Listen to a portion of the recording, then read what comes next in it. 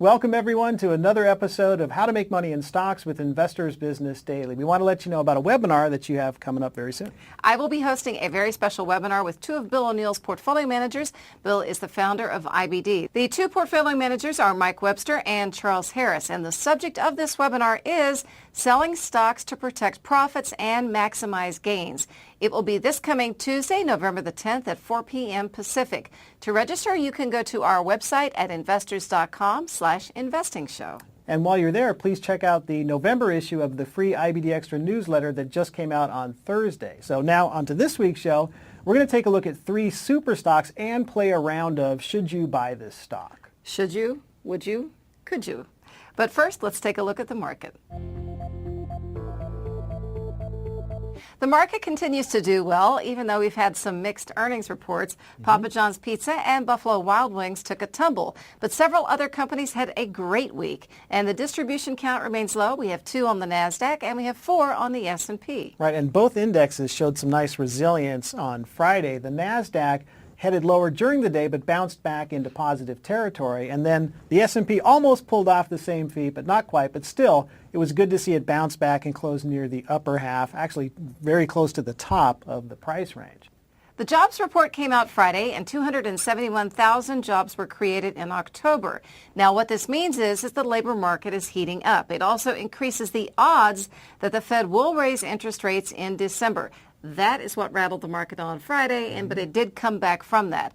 Big cap names continue to dominate. You can find these in IBD every Tuesday. We have Amazon, Google, Microsoft, McDonald's, and even Netflix. They're stabilizing and looking better. Right, now you mentioned that the rattled the market a little bit here, but the good news was that the big banks really took off because they're expecting now the Fed to raise interest rates and big they will banks benefit like from that. So if you look at Bank of America, for example, it gapped up to close almost 4% higher for the day, and JP Morgan, Goldman Sachs, Citigroup, and others showed that same kind of action. Including a lot of the smaller banks, really. Sure. Now, stocks that had a good week included Tesla. They said they would deliver 17,000 to 19,000 vehicles in the fourth quarter. That is better than expected. Monster Beverage also had a great week. It jumped on a strong report, in addition to announcing that they would be entering China in the first half of 2016. Another stock that reported this week was Facebook. That's right. Now, Facebook showed its mobile mojo is still on the rise, and earnings growth more than doubled from 16 to 33%, and revenue growth rose from 39 to 41%. And also, for the first time ever, it showed active daily users that eclipsed 1 billion people. That's a lot of people. Facebook jumped in after-hours trading Wednesday, but by the end of the close Thursday had given back some gains and closed in the lower part of the range for the day, showing some stealth selling into the strength of that report.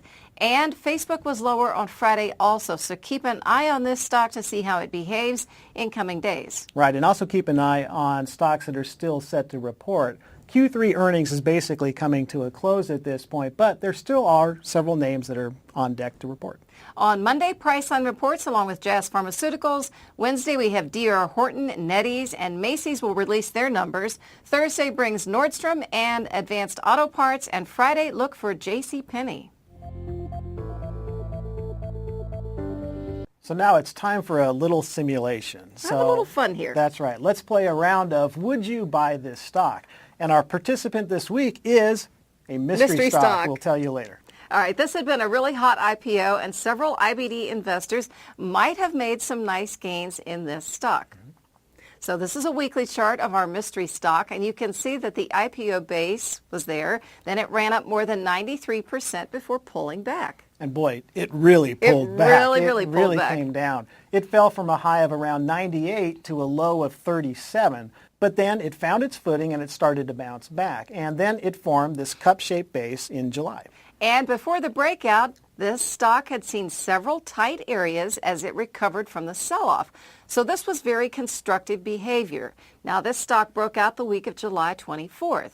So the question you ask now is, would you buy this stock?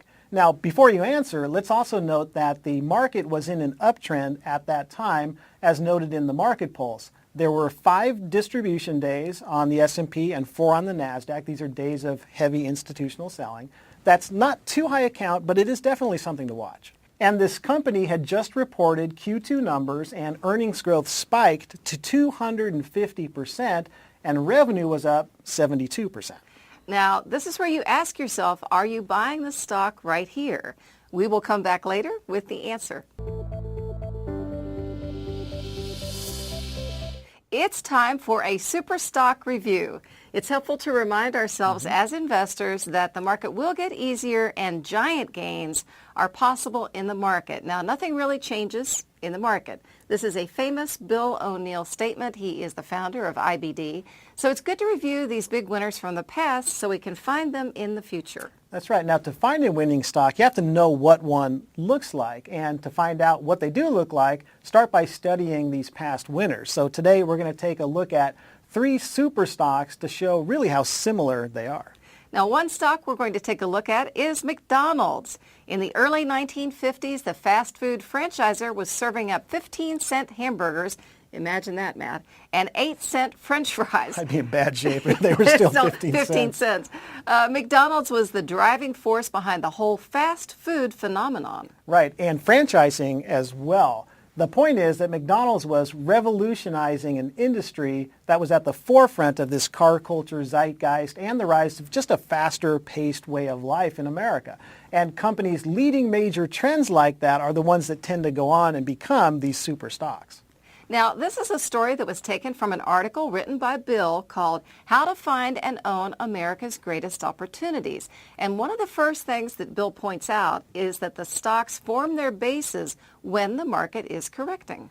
And here's what that looked like for McDonald's on the weekly chart at that time. This is December 1970, that's right. So here's the cup with handle that it formed, and as Amy noted, it formed it while the market was in a correction. And you can see that by looking at the index line for the S&P.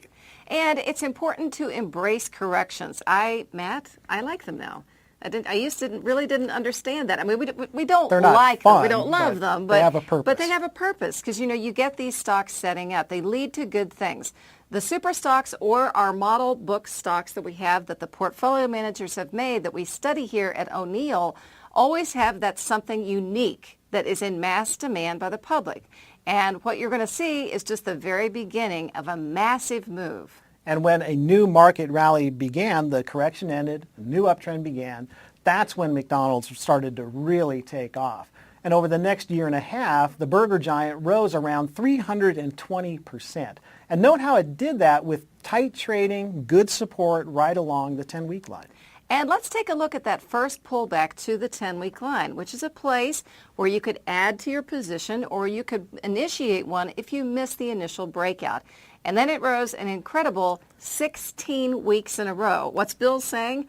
That's not your Aunt Sue in there buying stocks. It's not, and it gets even better. It was actually up, including those 16 weeks, it was up 22 out of 24 weeks. That's just huge. Look at the blue. Blue week after week after week after week. That's right. And then just look at the down weeks, too. It really didn't give back a lot during those down weeks. They were just marginally lower. And look at the volume. Those big spikes in weekly volume are a clear sign that some big institutional investors were scooping up shares. So McDonald's is a classic monster winner. You get a few of these in your portfolio and it can be a game changer. So each time you're wondering what a stock's potential is, ask yourself how truly unique the company is. And does it have a product or a service that's in big demand? We look for those huge earnings and those huge sales numbers. That's right. Now another super stock that Bill wrote about was Microsoft.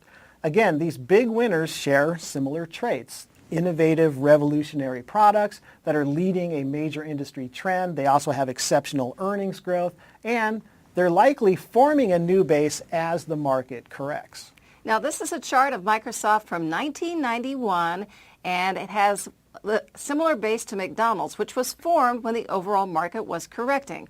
But these bases can be great launching pads for companies that are doing something truly innovative. Right now, Macintosh Apple lovers may disagree, but Microsoft was an innovative company in its own way, and Windows 3.0 had come out just less than a year earlier to this part in the chart. And you have to remember, this was huge at the time. Oh, So go back, absolutely. this was enormous. And Microsoft, to this day, still does have the dominant operating system. And this is at a time when the PC sales were really taking off. And of course, Microsoft's stock took off as well. Yes, it did. So here we are. Let's take a look at the weekly chart. From the breakout until it flashed a sell signal, Microsoft ran up 159%. These types of gains are exciting. Now, once again, we saw huge spikes in volume, showing the professional buying that was going into the stock. And volume really does show whether a stock's being heavily bought. Absolutely. Or, it's something that I look at all the time when I'm evaluating a stock. It tells you that story. Are the funds heavily buying Buying or or heavily selling? selling? You can see it right there. Now, around the same time in the early 90s, another super stock emerged, and that was Costco. Again, think about the similarities between McDonald's, Microsoft, and countless other winners. Costco was growing fast. It was revolutionizing the retail industry with that big box format and the club membership, and it was forming a new base during a market correction. So here we are. Here's Costco. Here's our weekly chart, 1992. It breaks out of that base after the market issues in a follow-through day, January the 23rd. This is 1991, and it begins to make a massive move. This stock also hugged the 10-week line. We love those 10-week huggers. Hug the line. Makes it easy to hold, Yeah, much easier. I like huggers. Okay, so look at the number of blue weeks versus the number of red or selling weeks. And even those weeks of selling, just like we saw in McDonald's, the stock really didn't give up very much in gains. If you take a look at these three side by side, Matt, they really have a lot in common. An awful lot. And that's why we study them. The whole purpose of this is so that you know what to look for when you're trying to find that next crop of winners. And a good hunting ground is to check the lists in IBD, like the IBD 50 and other screens. And the IPO screens, yeah, all of those, the newer issues. Sure. So for more chart examples of super stocks, look at the How to Make Money in Stocks written by Bill O'Neill, the book. The first 100 pages are charts in the very front of How to Make Money in Stocks written by Bill O'Neill. This will give you several other stocks to study that went on and made monster moves. And it really does reinforce how things don't change. No, Because they these go don't. back over They 100 don't. years, I believe, right? These 100 Yes. charts. So we'll have a PDF that you can download of the McDonald's article by Bill on our site at investors.com/investing show.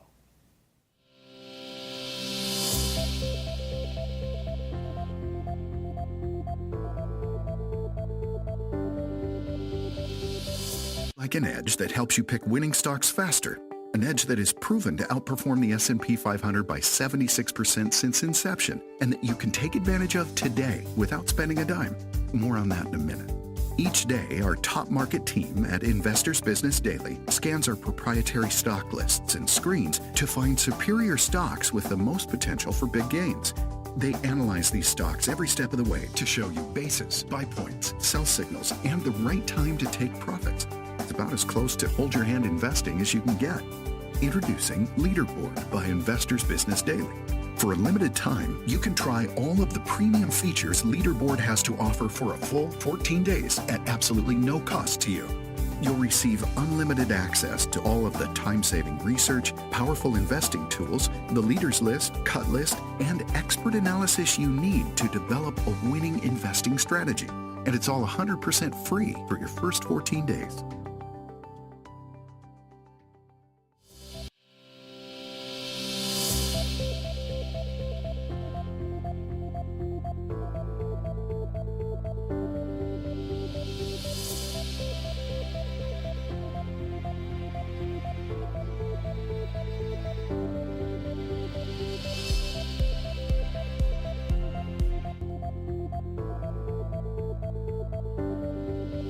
Now, we hope that's been a fun little learning segment. So did you decide whether you would have bought the mystery stock? And by the way, the mystery stock is GoPro. That's right. So let's do a quick recap of what we talked about earlier and see where GoPro stood at the time.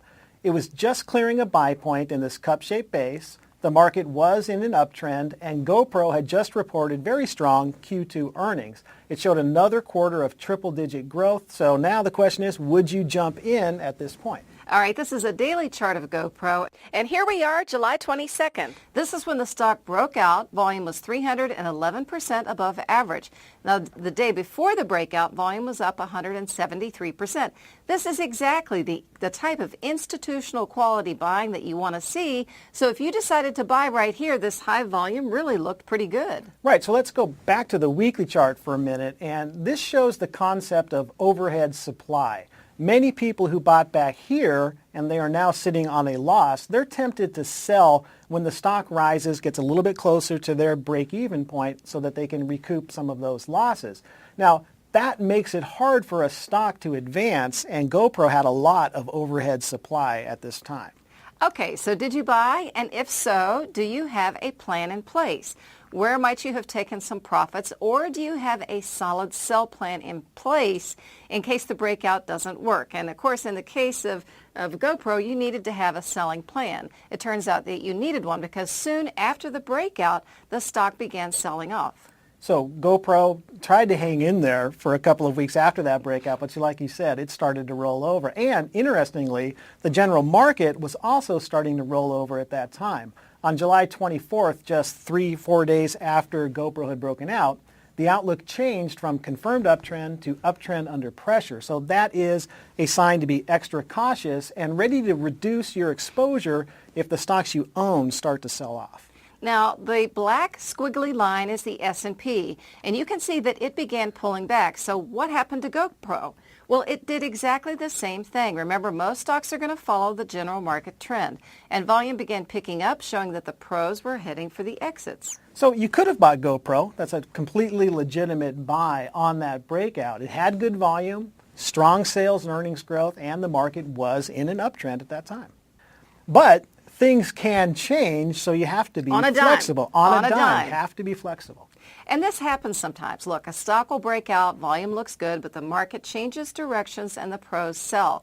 So we hope this has been an instructional and kind of a fun little exercise for how important it is to have a plan in place. We have offensive selling. This is the fun part. We take profits, and then we have defensive selling, protecting your portfolio from big losses. Both are critical. Yes. You have to have both sides of the selling equation. Offensive and defensive selling. That's right.